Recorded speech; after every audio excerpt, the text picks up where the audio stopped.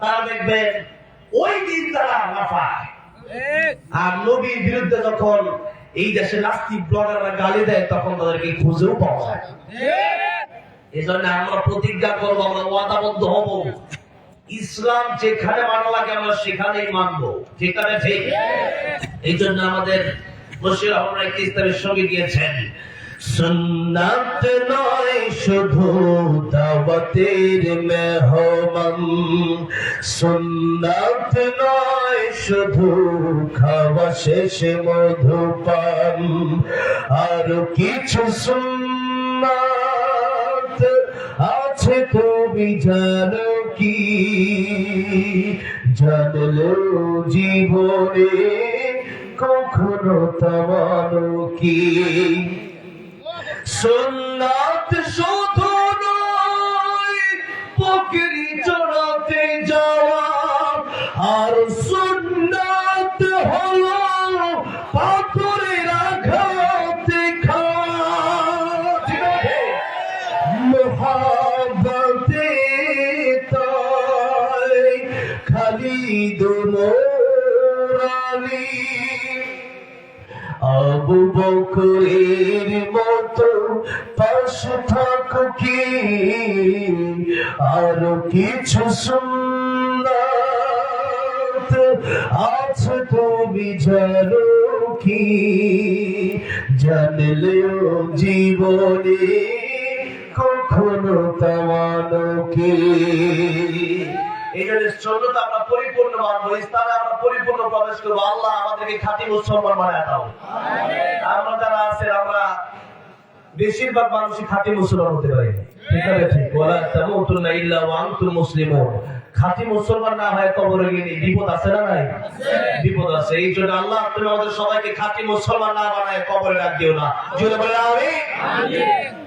তাহলে রাত অনেক বাজে, এদিকে একটু লম্বা করা হয়। আমি সেই প্রায় 8:30টার দিকে আসছি। তারপরও একটু সময় যদি আপনাদের কাছে চাই, দিবেন না বাঁকবেন? চলে যাবেন? হ্যাঁ, আপনাদের কষ্ট হলে আমরা বলবেন। আমাদের আজকে সভাপতি সাহেব অনেক বয়স্ক মানুষ, যদি আমার দাদার বয়স একটু বেশি, আমার বয়স 80 বছর বেশি, আমি কথা বলছি, এই এলাকার অনেক মানুষের শুধু শিক্ষক। আল্লাহ রাব্বুল আলামিন যেন আমার শরীরটা সুস্থ রাখেন, বলেন আমিন। আমার দাদার বয়স প্রায় 100 বছর। কত? 100। আলহামদুলিল্লাহ, দোয়া করে আল্লাহ আরো হায়াত দান করেন। অনেক অসুস্থ, প্রায় 10 বছর ধরে অসুস্থ। আল্লাহ যেন শিফা দান করেন, যদি মৃত্যু থাকে আল্লাহ যেন ঈমানের সাথে মৃত্যু দান করেন, বলেন আমিন। তো আমরা বেশি রাত করবো না। আমি বেশি রাত, আমি সেই দিনাজপুর থেকে আসলাম, সকালে ফ্লাইট ছিল, সেই ফ্লাইটে দিনাজপুর থেকে এই ঢাকা এসে আবার ঢাকা থেকে এখানে আসলাম। খাওয়া দাওয়া ঘুম মোটামুটি একবারে নাই। তারপর ওয়াদা আমি মাহফিল একটা করে রাখি সাধারণত, তারপর আমি আগে আসার চেষ্টা করি। আমি আগেই আসি, এই জন্য টাইম মতো দিয়ে দিলে ভালো। আমি এগুলো বেশি কথা বলতে চাই না। তো যেহেতু একটা মহিলা মাদ্রাসার মাহফিল, আমি আজকে লম্বা আলোচনা জাস্ট এতটুকু যে মহিলা মাদ্রাসা, মহিলাদেরকে কোরআন শিক্ষা দেওয়ার কি গুরুত্ব, মহিলা মাদ্রাসা সমাজে থাকাটা কত গুরুত্ব, এই বিষয়টা নিয়ে একটু আলোচনা করব। তার আগে একটু ভূমিকাতে ওই আলোচনা করতে চাই যে আলোচনা আমাদের এখন করাটা সুন্নাহ। সুন্নাহ হচ্ছে রাসূলুল্লাহ সাল্লাল্লাহু আলাইহি ওয়াসাল্লাম যেই মাস আসতো সেই মাসের ফজিলত মৌসুম ভিত্তিক রাসূলুল্লাহ সাল্লাল্লাহু আলাইহি ওয়াসাল্লাম আলোচনা করতেন। কি ভিত্তিক? মৌসুম ভিত্তিক। এখন যে মাস চলতেছে, মাসের নাম কি? জানুয়ারি। কেউ কয় না জানুয়ারি না? হ্যাঁ, মাশাআল্লাহ। আমাদের এই আপনাদের মোটামুটি ওয়াজ মাহফিলতে এত ওয়াজ মাহফিল হয় এলাকায়, আমাদের চেয়ে ভালো ওয়াজ যে আপনারাই পারেন, আলহামদুলিল্লাহ। এই যে রজব মাস আপনারা বলছেন, এই রজব মাসটা এটা হচ্ছে আরবি। এই মাসটা ডাইরেক্ট আল্লাহর পক্ষ থেকে আসে। চাঁদ হচ্ছে এই মাস শুরু হবে, চাঁদটা হচ্ছে এই মাসই থেকে যাবে। আর এই জানুয়ারি ফেব্রুয়ারি এগুলো মানুষের তৈরি করা, এরপরে পৌষ মাঘ এগুলো মানুষের তৈরি করা। তবে আমাদের পরিচয় একটা আছে, সেটা আমরা বাঙালি।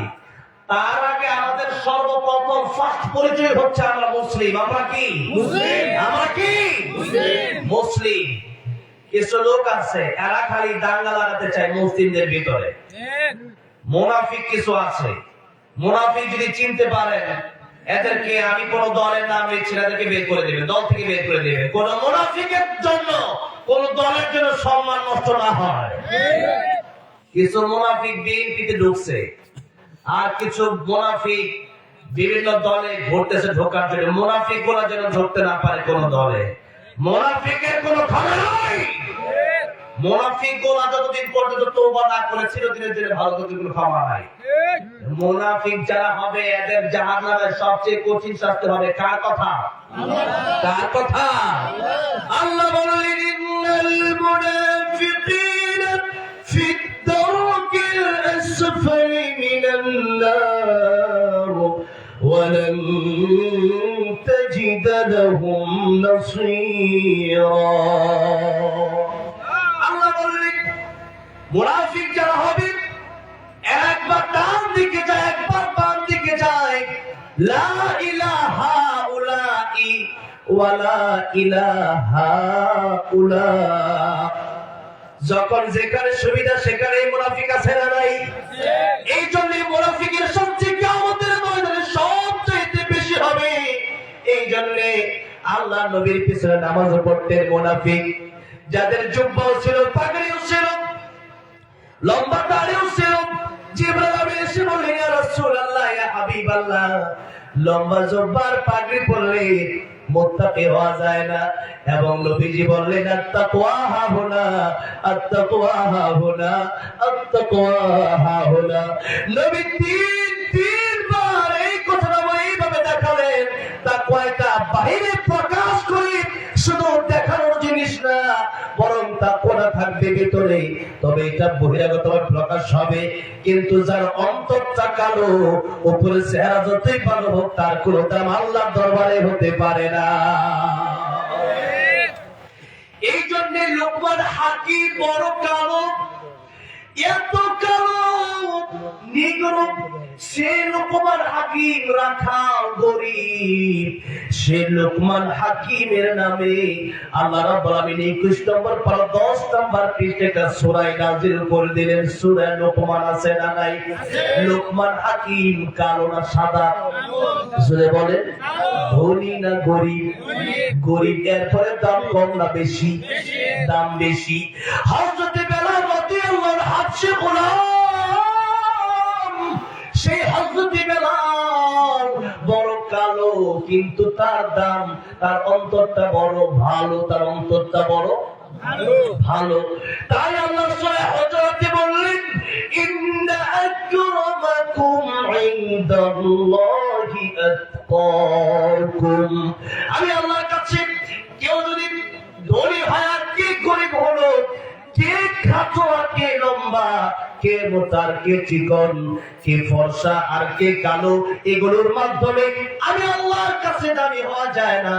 বরং যার হৃদয়টা ভালো, যার হৃদয়ে আল্লাহর ভয় যত বেশি, তার দাম আল্লাহ রাব্বুল আলামিনের কাছে তত বেশি। জোরে কোন সুবহানাল্লাহ। যাদের হৃদয়ে আছে আল্লাহর ভয়, তারা কবু পথ ভুলে যায় না। আল্লাহর প্রেম ছাড়া এই দুনিয়ায় কারো কাছে কোনো কিছু চায় না। রাতের আধারে যারা সিজদাতে রয়, দু চোখের অশ্রুতে নদী যেন বয়। ছলনার হাত ছানি যতই আসুক, পিছনে ফিরে তাকায় না। যাদের হৃদয়ে আছে আল্লাহর ভয়, তারা কবু পথ ভুলে যায় না। আল্লাহর প্রেম ছাড়া এই দুনিয়ায় কারো কাছে কোনো কিছু চাই না। ঠিক না? এই জন্য আল্লাহর কাছে তার দাম বেশি। শুধু ধনী হলেই হয় না। নবী বলেছেন আমি দেখলাম জাহান্নামে অধিকাংশ নারীরা গেল। কারা? কারা? নারীরা বেশি জাহান্নামে। কি কি কারণে তা আমি একটু পরে বলবো ইনশাআল্লাহ। আর জান্নাতে অধিকাংশ পরিবারই জান্নাতে চলে গেছে। আল্লাহু আকবার। এত আস্তে সবাই ধনী, এখানে সবাই কোটিপতি জীবনে না। তাই একটু সুবহানাল্লাহ বলে বল। সুবহানাল্লাহ। নবী বলেন অধিকাংশ পরিবারই জান্নাতে চলে যাবে, তবে ধনী হলেই যে জাহান্নামে যাবে তা না।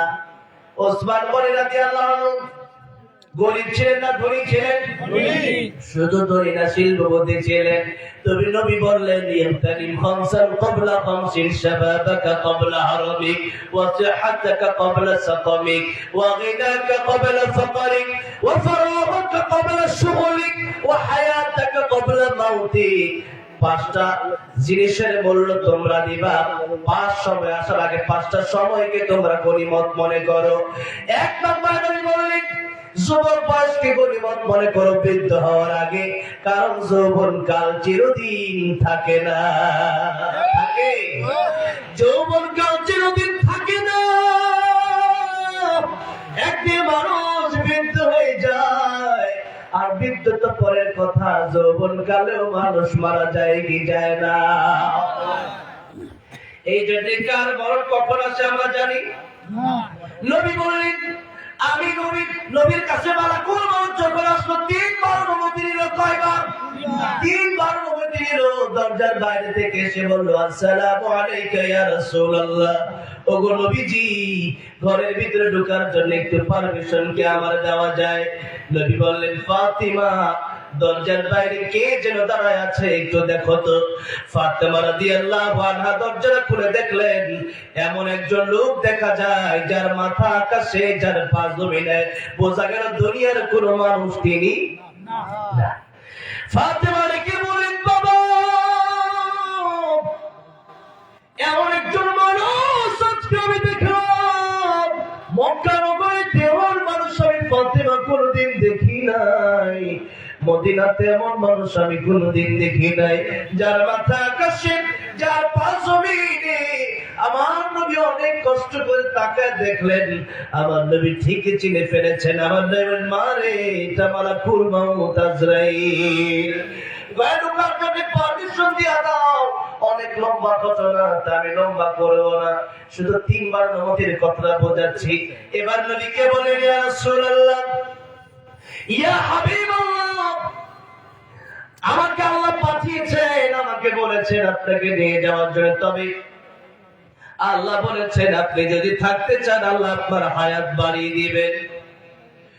আমার নবীর কাছে মালাকুল মউত দ্বিতীয় অনুমতি নিল। নবী এবার অনুমতি দিলেন না। নবী বললেন হাত্তা ইয়াতিয়ানি জিবরাইল, জিবরাইল আসার আগ পর্যন্ত তুমি অপেক্ষা করো। এই যে দ্বিতীয়বার জিবরাইল আলাইহিস সাথে অনেক সময় কথা হওয়ার পরে, নবীর ব্যাপারে, উম্মতের ব্যাপারে কথা হওয়ার পরে তৃতীয়বার আবার অনুমতি নিলেন। নবী বলেন এবার আমার জান কবজ করো। তার নবীর মরণের আগে মালাকুল মউত কয়বার অনুমতি নিলেন? জরুর কয়বার? এরপর নবী কি বলেন পৃথিবীর মানুষ, আমি নবী নামাজের পরে যার দিকে সালাম ফিরায়া বাম দিকে সালাম ফিরাবো, এই গ্যারান্টি আমি রাহমাতুল লিল আলামিন নবীও দিতে পারবো না। নবী যদি মর জীবনের গ্যারান্টি দিতে না পারে, আমার মতো সরমুদ্দি করমুদ্দি কি জীবনের গ্যারান্টি দিতে পারবো? পারবো? আমার মরণ আসিবে কখন কেউ তো জানে না। আমার মরণ আসিবে কখন কেউ তো জানে না। আমি মরে গেলে আমায় তোমরা ভুইলা যাইও না। আমি চলে গেলে আমায় তোমরা ভুইলা যাইও না। আমার মরণ আসিবে কখন কেউ তো জানে না। বলেন না, আমার মরণ আসিবে কখন। এই দুনিয়া চিরজীবন থাকার জায়গা না, অন্ধকার কবর যে আমার আসল ঠিকানা। সবাই রেখে আমায় চলে যাবে, সঙ্গী হবে না। সবাই রেখে আমায় চলে যাবে, সঙ্গী হবে না। আমার মরণ আসিবে কখন কেউ তো জানে না। আমার মরণ আসিবে কখন। কবর মাঝে মা বাবাকে দেখা যাবে না। দেখব যাকে তিনি হলেন শাহে মদিনা। সেদিন বিবি নেই আর তো কেহ বন্ধু হবে না, সেদিন বিবি নেই আর তো কেহ বন্ধু হবে না। আমার মরণ আসিবে কখন কেউ তো জানে না, আমার মরণ আসিবে কখন। এই জন্য মরণের প্রস্তুতি 24 ঘন্টা নিয়ে রাখো। মালাকুল মউত কিন্তু বলে আসবে না। আল্লাহ বললেন ইন্নাস সাআতা আতিয়াতুন আকাদু ফিহা। আমি আল্লাহ কিয়ামত গোপন রাখলাম। নবীজি সার ব্যাখ্যা করতে গিয়ে বলেন কিয়ামত শুধু বড় কিয়ামত না, মানে মাতা ফাকাদ কামাত কিয়ামাতুহু। মানুষ যখন মরে যায় মানুষের কিয়ামত শুরু হয়ে যায়। ও আমার উম্মতেরা, মরণের প্রস্তুতি 24 ঘন্টা নিয়ে রাখো। কারণ আজকে শুইলেন ঘুমালেন, আগামীকাল ঘুম ভাঙলে সকাল, আর যদি ঘুম না ভাঙে তাহলে পরকাল। ঘুম ভাঙলে কি আর ঘুম না ভাঙলে পরকাল। সুতরাং ইবনে উমর রাদিয়াল্লাহু আনহু বলেন, ও দুনিয়ার মানুষেরা, সকালবেলা যখন ঘুম থেকে উঠলা আর সন্ধ্যার আশা করবা না, আর যখন রাতের বেলায় আবার ঘুমাতে গেলা ওই সকালের আশা আর করবা না। কারণ আপনার বয়স 50, 60, 70, 80, 90, 100 বছর, কিন্তু আপনার চাইতে কম বয়সী লোকে পৃথিবীতে চলে গেছে পৃথিবী ছেড়ে। এমন নজির পৃথিবীতে আছে না নাই। এই জন্য আল্লাহ পৃথিবীর মানুষ মরণের খবর আমি আল্লাহ কাউকে জানাই নাই। সুতরাং মরণ আজকে হবে না, আমি আগামী শুক্রবারে ভালো হবো, আমি আগামী রমজান মাস আসলে ভালো হবো, আমি বিয়ে করলে ভালো হবো। এই গ্যারান্টি আপনার দিল কে? রমজানের গ্যারান্টি আপনার দিল কে? বিয়ের গ্যারান্টি আপনার দিল কে? নিঃশ্বাসের কোনো বিশ্বাস নাই, জীবনের কোনো গ্যারান্টি নাই, নাই, নাই। এই জন্য মুসলমান আজকে আমাদের জীবন হয়ে গেছে শুধু দুনিয়া কেন্দ্রিক, দুনিয়া কেন্দ্রিক না মুসলমান। আখিরাত ওই জগৎ শুরু হবে। নবী বলেছেন আল কাইসু মারদান নাফসুহু ওয়া আমিলা লিমা বাদাল মাউত। প্রকৃত জ্ঞানী ওই ব্যক্তি যে ব্যক্তি তার নিজের চিন্তা করে আর পরকালের জন্য আমল করে, পরকালের জন্য তার সামানা গোছায় নেয়। ও মুসলমান, 24 ঘন্টার ভিতরে 30টা ঘন্টা তো নিজের জন্য সময় দেন। এমন মুসলমান আছে 1টা ঘন্টা নামাজের জন্য দেওয়ার মতো সময় নাই। এমন মুসলমান আমার দেশে আছে না নাই? তাহলে বোঝা গেল কাজের চেয়ে নামে মুসলমান বেশি। নামে মুসলমান নাকি কামে মুসলমান? নামে কামে মিল না হলে, নামে কামে মিল না হলে বইবে যে তুফান তুমি। নামে মুসলমান নাকি কামে মুসলমান তুমি? নামে মুসলমান নাকি কামে মুসলমান? এই জন্য মুসলমান নামেও হতে হবে, কাজেও মুসলমান হওয়ার দরকার আছে না নাই? মুসলমান যদি হন, মুসলমানের প্রথম গুণ হবে তার নামাজ পড়বে। কি পড়বে?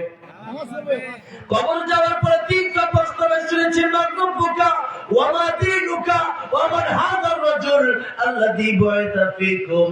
এই 3 প্রশ্নের আগে আরেকটা প্রশ্ন হবে, আজকে ভালো করে শুনেন। প্রশ্ন এটা ডাইরেক্ট এটা আপনার জবানের মাধ্যমে করা হবে না। নবীজি হাদিস শরীফের ভিতরে বলেছেন যে কোন জায়গায় পৃথিবীতে যে কোন সময় যাকে কবর দেওয়া হবে তার মেন্টালিটি আগে টেস্ট করা হবে। সেই ব্যক্তি আল্লাহর জন্য পাগল না দুনিয়ার জন্য পাগল। ওই ব্যক্তির 2 জন ফেরেশতা আসবে কবরে, এসে তারে উঠাবে। উঠা যখন জিজ্ঞাসা করতে নেবে বান্দা বোকা, তার আগে ওই ব্যক্তিকে যে কোনো সময় কবর দেওয়া হোক না কেন, হাদিস শরীফে এসেছে সেই ব্যক্তি তাকায় দেখবে সূর্যটা লাল হয়ে গেছে, সে আসরের নামাজের জন্য পাগল পাড়া হয়ে যাবে। আল্লাহু আকবার বলবে আসরের তো মধ্যে চলে গেল, কোন সময় ঘুমাইছিলাম জানি না, আসরের টাইম যদি চলে যায়, সূর্য দেখো লাল হয়ে যায়। যারা নামাজি এরা দেখবে নামাজের জন্য এমন পাগল, এদেরকে 3 বেলা না খাওয়ায় রাখা যায়, কিন্তু এদেরকে নামাজ না পড়ায় রাখা যায় না। ঠিক না বেঠিক? আবার যদি আপনি জিজ্ঞাসা করে নাও, হুজুর আপনাকে 3 বেলা 2টা অপশন দেব, একটা 5 ওয়াক্ত নামাজ ছেড়ে দেন, আরেকটা হলো একদিনের জন্য 3 বেলা খাওয়া ছেড়ে দেন। আমি আল্লাহর কসম করে বলতে পারি, আমি 3 বেলা খাবার কেন, আমি মরে যেতে পারি, কিন্তু নামাজ ছাড়া আমার পক্ষে সম্ভব না। কারণ নবী বলেছেন, কাফের আর মুমিনের মাঝে পার্থক্যই হলো নামাজ। কি এই জন্য কবরের প্রথম প্রশ্ন নামচারিদি প্রশ্ন, আপনি কি নামাজের প্রতি পাগল নাকি আল্লাহ নাকি দুনিয়ার প্রতি পাগল? ওই কবরে যাওয়ার পরে একটা আযাব আপনার দিকে আসবে, তখনই নামাজ দাঁড়ায়া যাবে। ওই আযাব যদি আপনি বলেন আমার অনেক বড় পদ, আমার অনেক জন, আমার অনেক ধন, এই পদে আর জনে আর ধনে কাজ হবে না। ওই কবরে যাওয়ার পরে কাজে আসবে আপনার জন্য নামাজ। কি কাজ আসবে? নামাজ কাজে আসবে। এগুলি কিয়ামতের ময়দানের প্রথম হিসাব কি হবে? কি হবে? আউয়ালু মা ইউহাসাবু বিহিল আবদু ইয়াউমাল কিয়ামাতিস সালাহ। কিয়ামতের ময়দানে প্রথমে নামাজের হিসাব নেওয়া হবে। নবী বলেন, নামাজের হিসাব দিতে গিয়ে যারা পার পেয়ে যাবে, সব জায়গায় তাদের হিসাব সহজ হয়ে যাবে, এদেরকে আমার আল্লাহ জান্নাতের মেহমান বানায়া দিবে। আর যদি নামাজ না পড়েন, এই দুনিয়া পরীক্ষার হল। আল্লাহ রাব্বুল আলামিন বলেন, বান্দারে এটা তো পরীক্ষার হল। আরে গাছ যদি আল্লাহর জিকির বন্ধ করে দেয়, গাছ মরে যায়। যদি নদী আল্লাহর জিকির বন্ধ করে দেয়, নদী মরে যায়। যদি পশু পাখি আল্লাহর নামে জিকির বন্ধ করে দেয়, পশু পাখি মরে যায়। কিন্তু মানুষ কেন মরে না? কারণ ফারিকুন ফিল জান্নাতি ওয়া ফারিকুন ফিস সাঈর। মানুষের জন্য জান্নাত জাহান্নাম আছে না নাই? পশু পাখির জন্য জান্নাত জাহান্নাম নাই, আর মানুষের জন্য জান্নাত জাহান্নাম আছে। সুতরাং এই মানুষকে এখনো আল্লাহ ধরে না। পরীক্ষা যখন দিতে গেছে, ছাত্র ইংলিশ সাবজেক্টে লিখছে, বাংলা স্যার দেখছে, এরপর কিছু বলে না।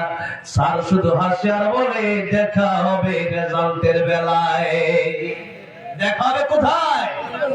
রেজাল্টের বেলায়। ভাইরা আমার, বাবা জিরা আমার, এই জয় করে যাও মনে জয় জয় করেন। আপনি যদি মনে করেন ওই কবরে আমার যেতে হবে, আপনি কবরের প্রস্তুতি নিবেন। আর যদি মনে করেন না, কবরে আমার যাওয়া লাগবে না, আপনি দুনিয়ার প্রতি পাগল হন, তাতে আমার কিছু করার নাই।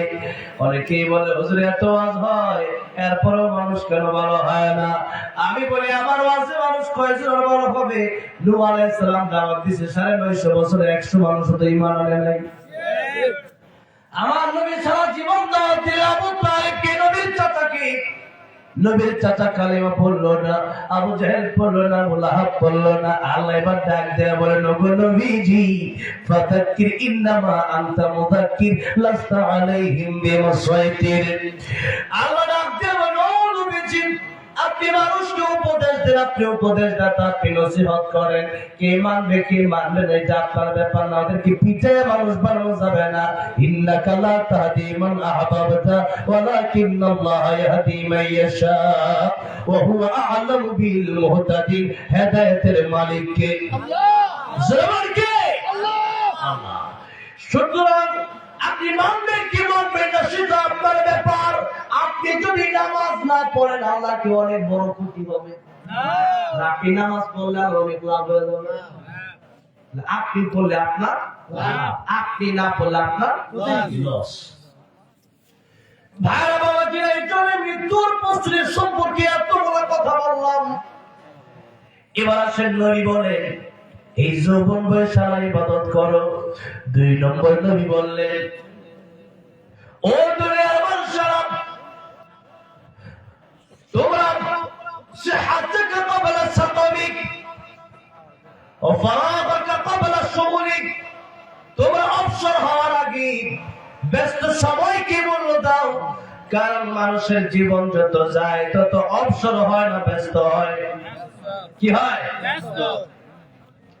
এই জন্য সময় যখন আছে সময়টা কাজে লাগান, বেশি বেশি আল্লাহ জিকির করেন। সূরা ইখলাস পড়লে 103 বার পড়লে 1 খতম কোরআন শরীফের সওয়াব আছে না নাই?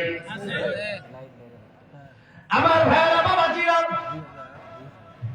এই জন্য এই সময় আল্লাহ জিকির করে কাটান। জান্নাতে যাওয়ার পরে মানুষ আফসোস করবে, অযথা অনেক সময় পেয়েছিলাম, বসেছিলাম, ওই সময় যদি আল্লাহ জিকির করতাম, সুবহানাল্লাহ, আলহামদুলিল্লাহ, লা ইলাহা ইল্লাল্লাহ, সুবহানাল্লাহ, আলহামদুলিল্লাহ, লা ইলাহা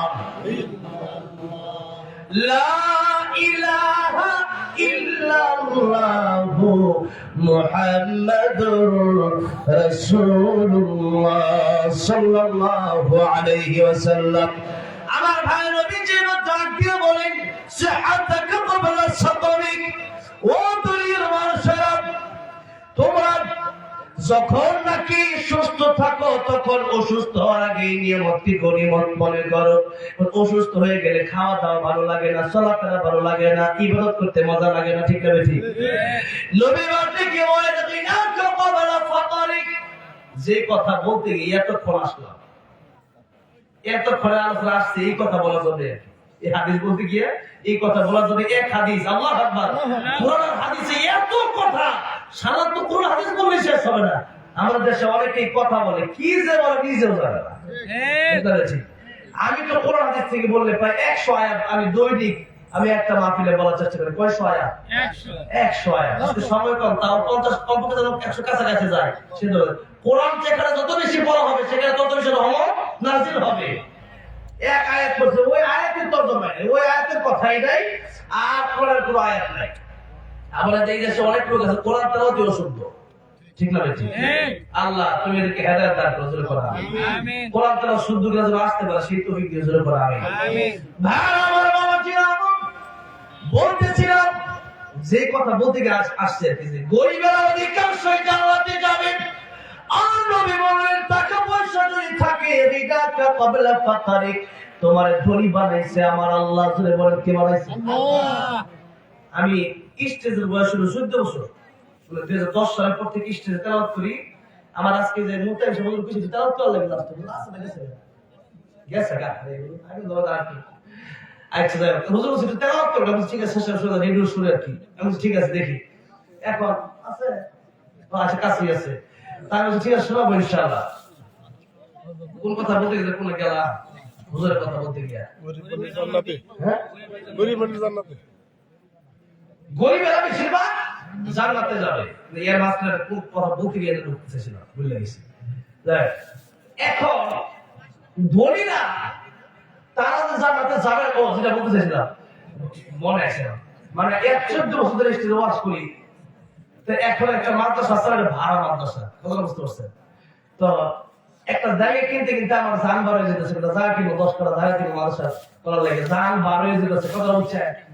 আর ওই যে মানে এক লোকের কাছে জায়গা কিনতে গেছি আমাদের গাজী করে, কথা বুঝতে পারছেন সারলা, পরে গিয়া কইয়া এটা জমি দেখা, এই জমিটা পছন্দ করে, এটা পছন্দ করে, জমি এই জমি কার, এগুলো তো সব আনবো। আমার দাদার প্রায় 100 বিঘা জমি আছে, আমি কই কম কি আমরা 1 বিঘা তো চিন্তাই মানুষ কথা, 10 কাঠা 5 কাঠা কিলো লেগে মানুষ জীবন শেষ করে। আমি দাদার 100 বিঘা না 100 কাঠাই বলছে, যতটা খেয়াল নাই আমার, বেশিরভাগ সময় 100 বিঘাই বলছে। তো আমি বললাম 100 কাঠা 100 বিঘা, এত জমির মালিক, তো জমি তো এখনো অভাব নাই। আমি আমরা আল্লাহ একবার ডাইরেক্ট দিয়ে দিছে আমাদের, ঠিক না বেটি? আবার অনেক বড় একজন আলেম, ইপসা একটা মাদ্রাসা আছে, ওই মাদ্রাসা শালনা, ওই শালনার দিকে অনেক বড় একটা মাদ্রাসা, ওই মাদ্রাসা অনেক বড় আলেম তিনি, আবার 100 বিঘা জমিও যদি তোমার দাদা থাকে, এখন একটু কমছে, এখন মনে করেন যে 40-50 বিঘা আছে, তাহলে এত জমি যদি তাদের থাকে, আবার আলেমও, তার মানে এখন তারা কোন হাদিসও বাড়তেছে। সাইফুল হাদিস তিনি জায়গায় এগুলা, সাইফুল হাদিস, এই যে তিনি সাইফুল হাদিসও আবার এত জায়গাও দিছে কে? আল্লাহ। আল্লাহ। আমার তো সারা জীবন মেহনত করেও একটা টিনের বাড়ি থেকে বিল্ডিং যেতে পারে না, ঠিক না? এই ধন সম্পদ দান করছে কে? আল্লাহ। তাহলে নবী বলতেছেন ধন সম্পদ তুমি নিজে মালিক হইতে পারো না, ধন সম্পদ কিন্তু আল্লাহ তোমার দিয়েছে, এই জন্য তুমি মালিক হইতে পারছো। অনেকে ধন সম্পদ আছে, এই ধন সম্পদ এমন অসুস্থ হয়েছে, ধন সম্পদ সব শেষ। এমন অসুস্থ অনেক লোক কয়েকটা ফোন দিচ্ছে আমার, ভাই বিপদে পড়ছি, কি হয়েছে? তার বাবার ক্যান্সার হয়েছে। তা আমি মানব সেবা করতে খুব পছন্দ করি। গতকাল তো দিনের একটা মাহফিল ছিল, সেখানে আমি কম্বল বিতরণ করে আসছি। তো আমি মানব সেবা করতে আমার খুব ভালো লাগে। এই একটা বললাম, এই জামালপুরে বললাম, জামালপুর শেরপুরে এই এলাকাতে আমি ঘর বানাই দিয়েছি, অনেকটাই ঘর বানানোর জন্য টাকা পয়সা দিয়ে গেছি, পাঠাইছি। তো আমি এই কাজগুলো করতে খুবই পছন্দ করি। তো যাই হোক, এই যে টাকা পয়সা যদি আপনার হয়, তাহলে এই টাকা পয়সাটা দিয়া মানুষের খেদমত, মানুষের সেবা, এই দুনিয়াতে কিছু ভালো কাজ এই টাকা পয়সার মাধ্যমে করে যাওয়ার দরকার আছে না নাই? নয় বলেন টাকা পয়সা যদি দিনের কাজে লাগাইতে পারো, তাহলে তুমি যদি ধনীও হও, তাহলে তুমি দুনিয়াতেও লাভ, আখিরাতেও লাভ। সুবহানাল্লাহ। এখন টাকা পয়সা আপনার আছে, কিন্তু আপনি এটা মনে করতেছেন যে না, এত টাকা পয়সা আমি কামাই করছি, যাকাত দিব, এটা মাদ্রাসায় দিব, মসজিদ দিব। যখন এইরকম ভাবনা চলে আসবে, আপনি মনে করবেন যে আপনার জাহান্নামে যাওয়ার রাস্তা সোজা হচ্ছে। জোরে কোন ঠিক না ঠিক? নবী বলেন কিনা একটা কবর ফকির হওয়ার আগে, ফকিরের দিলে ব্যক্তির আপনি